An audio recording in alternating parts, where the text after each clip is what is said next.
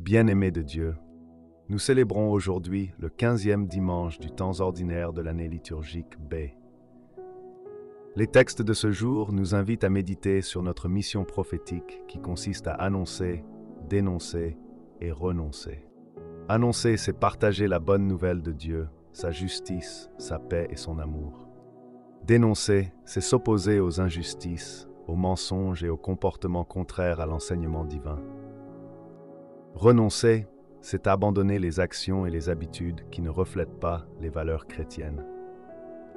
Aujourd'hui, beaucoup ont peur de mener à bien cette mission prophétique.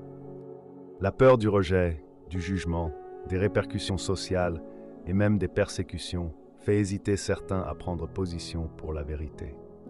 La pression de se conformer aux normes de la société, l'indifférence ou le découragement peuvent également nous freiner.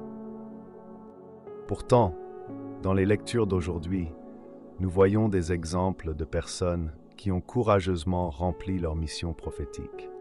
Amos, par exemple, était un simple berger et cueilleur de sycomores.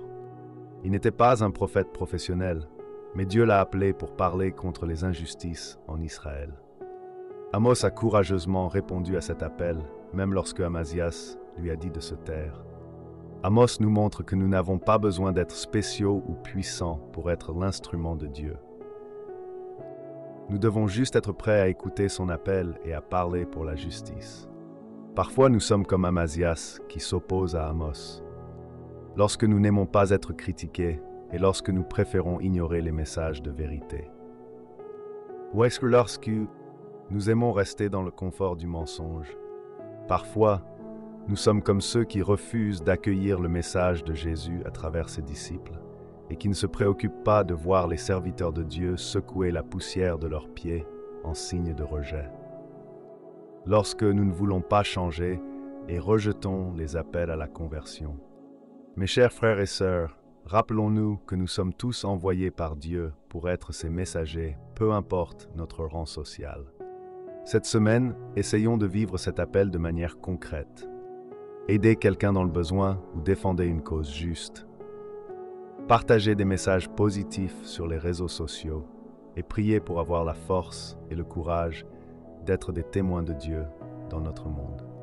Notre mission prophétique cette semaine consistera à travailler pour que les valeurs de Dieu, amour, vérité, justice, paix, se réalisent dans notre vie comme nous l'enseigne le psalmiste. En vivant notre foi, en partageant l'amour de Dieu et en étant ses témoins, avec simplicité et confiance en lui, comme nous l'enseigne également Saint Paul dans nos milieux de vie. Amen.